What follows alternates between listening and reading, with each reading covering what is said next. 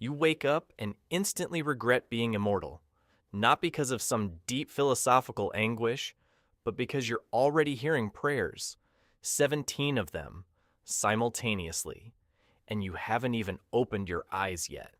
One guy wants to know if he should marry the baker's daughter or the fisherman's niece. Another needs help finding his sandals. His sandals. You're the goddess of wisdom, strategic warfare, and civilization itself, and someone's using you as a lost and found service. This is your existence. Every single day. You sit up, and before your feet touch the marble floor, that familiar pressure builds behind your eyes. Not pain. Gods don't feel pain, but something worse. The sensation that someone, somewhere, is about to make a catastrophically stupid decision, and you'll be expected to fix it. You adjust the aegis draped across your shoulder and prepare yourself. Another day as the only competent person in a family of divine disasters. The first prayer that actually gets your attention comes from a farmer. Oh, great Athena, goddess of infinite wisdom, I desperately need your divine guidance. You lean forward slightly. Finally, something interesting. A moral dilemma, perhaps. Strategic advice for a complex situation. Should I plant my field with barley or wheat this season? You freeze. Barley or wheat? He's invoked an Olympian goddess, born fully armored from Zeus's skull, to ask about crop rotation. But here's what makes it worse. You're going to answer. Because if you don't, he'll keep praying for 3 hours straight, and you have bigger problems today. Plant wheat on the eastern slope, barley in the lower field, rotate next year. His gratitude radiates across the Aegean like a small sun. He's probably building a shrine right now. Fantastic. Another place attracting agricultural questions. You're still getting dressed when Hermes materializes in your chamber. No knock, no warning, because apparently privacy is a mortal concept. Athena, emergency. You don't look up. Aphrodite and Ares got caught again. Hephaestus made a scene. Zeus wants you to mediate. Hermes stares at you like you've just predicted the sun rising. How did you possibly know? Because this happens every 3 weeks, Hermes. I have it marked on a calendar. You actually do have it marked. The Olympian dysfunction operates on a predictable cycle, like tides or harvests, except instead of crops, you get divine relationship drama. Olympus is exactly what you expected when you arrive. Hephaestus has trapped Aphrodite and Ares in another magical net, this time in front of the entire assembled pantheon. Zeus sits on his throne wearing that "why are my children like this" expression, which is rich coming from him. Apollo's trying not to laugh. Artemis looks like she wants to be literally anywhere else. The usual circus. Zeus clears his throat. Athena, I require your wisdom for this delicate situation. You look at the scene. Ares dangling in a net, muscles and 0 brain cells. Aphrodite somehow making captivity look elegant. Hephaestus holding the release mechanism with the energy of someone who's been waiting months for this moment.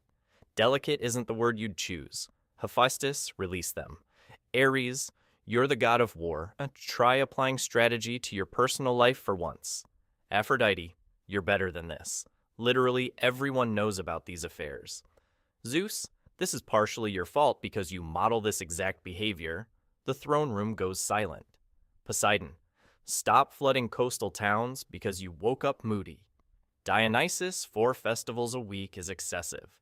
And Artemis is doing the work of 3 goddesses because half of you can't manage your own domains. Hephaestus releases the net without argument. Zeus changes the subject immediately. You've learned that being right doesn't make you popular. It just makes you the person everyone calls when things inevitably collapse. The morning meeting begins. 2 hours of discussions that could have been a written message. Apollo wants your opinion on whether his new lyre sounds too bright or too mellow. Demeter has questions about optimal grain storage. Hermes asks if he should redesign his winged sandal logo. You answer everything on autopilot because this is your curse. You can't not help, even when the questions make you want to sleep for a century. You escape to Athens hoping for peace. Your city, your people, your sanctuary. You materialize near the Acropolis and spend exactly 40 seconds admiring the architecture. Clean lines, perfect proportions, human achievement at its finest. Then the prayers start.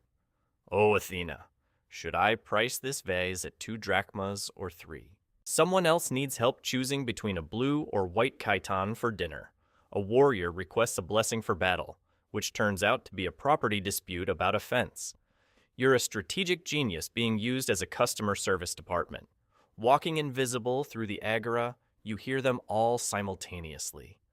500 prayers opening like tabs in your mind. Help me choose a name for my baby. Should I buy the house by the sea or in the mountains? I can't find my sandals. Someone is praying to an Olympian goddess about lost sandals. The worst part, you know exactly where they are. Under the bed, left side, because your brain processes everything automatically whether you want it to or not. Divine lunch at Olympus. Your second mistake of the day, the food is perfect, ambrosia and nectar, flavors that would make mortals weep. But the conversation? Absolute torture. Ares is bragging about a battle he won through what he calls strategy, which you know for a fact was just ordering everyone to charge while screaming. Aphrodite is giving relationship advice that will definitely destroy at least 3 marriages. Dionysus is already drunk, which is impressive because lunch started 7 minutes ago. Athena. Zeus's voice cuts through the noise. I've been thinking about Troy. You drop your fork. The clatter echoes. Dad, no. Troy was centuries ago. We moved on. The war ended. Everyone went home. We agreed never to discuss it again. But was it really the right strategy? That horse? You feel something pulse behind your eyes. The wooden horse worked. The city fell. Mission accomplished. Next topic. Now. The afternoon brings you to your temple in Delphi. Maybe here you'll find peace. Maybe here the questions will have actual depth. The high priest sprints toward you the moment you arrive, robes flapping, face urgent. Athena, I desperately need guidance. Finally, a moral dilemma, a philosophical crisis, something worthy of divine wisdom. Should we serve red wine or white wine at the festival? You blink. Once, twice, 3 times, priest. You interpret prophecies. You commune with the divine. You're asking me about wine? He nods enthusiastically. Very important decision. Sets the tone for the entire evening. Red for meat, white for fish, rosé if you want to seem sophisticated. You're welcome. Glad we could have this chat. Late afternoon arrives with more of the same. A general needs battle strategies for fighting rats in his grain storage. An artisan requires inspiration for making vases. Regular vases, just clay pots. You suggest geometric patterns because humans lose their minds over geometric patterns. The sun finally sets. You're exhausted in a way that transcends physical tiredness. Gods don't get tired, but mentally, spiritually, you've hit a wall that didn't exist this morning. You return to your private temple, seal the doors with divine locks, activate protections that would stop an army. 1 hour of peace. That's all you need.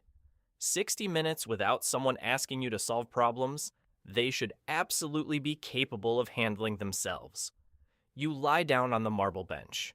Close your eyes, breathe. 3 minutes of actual silence. Then your brain helpfully reminds you that tomorrow is the full Olympus Council. Zeus will arrive unprepared. Ares will suggest war as the solution to everything. Poseidon will throw a tantrum about something trivial. Hera will make pointed comments about Zeus's latest affair. You'll be expected to moderate, mediate, and somehow prevent the family of immortal gods from imploding. You stare at the ceiling where stars are visible through the oculus. For just a moment, you wonder what it would be like to be goddess of something simpler. Flowers, rivers, butterflies, something that doesn't require constant responsibility for everyone else's competence. But you're Athena, goddess of wisdom, strategy, and being the only functional adult in a family of powerful children. You stand, walk to the window. Athens spreads below, lit by torches, alive with the movement of people who need you. Yes, they ask ridiculous questions. Yes, the gods are an absolute mess. Yes, you're tired. Tomorrow they'll need you again. The merchant will have questions about investments. The general will want tactical advice. Zeus will do something impulsive. Ares will try to solve diplomatic problems with violence. And you'll be there with answers, strategies, and the patience that somehow hasn't run out yet. You return to bed, close your eyes. Tomorrow starts again. The simple questions, the obvious answers, the family dysfunction, the weight of being the competent one. Someone has to do it. Someone has to be the goddess who keeps everything from falling apart. That someone is you, always has been, always will be. Being the goddess of wisdom isn't about having all the answers. It's about having the patience to give obvious answers to obvious questions asked by people who absolutely should know better. Thankless work, but morning comes whether you're ready or not. And you'll be ready, because you're Athena. And someone has to keep this disaster of a universe running. You close your eyes one last time before dawn. The prayers are already building like static before a storm. Tomorrow will be identical to today, which was identical to yesterday, stretching back through centuries of the same exhausting competence. But here's what you've learned that nobody tells you about wisdom. It isn't knowing everything. It's choosing to help anyway, even when the questions are stupid, even when the problems are preventable, even when nobody will thank you. Someone has to be the adult. Might as well be the one who was born for it.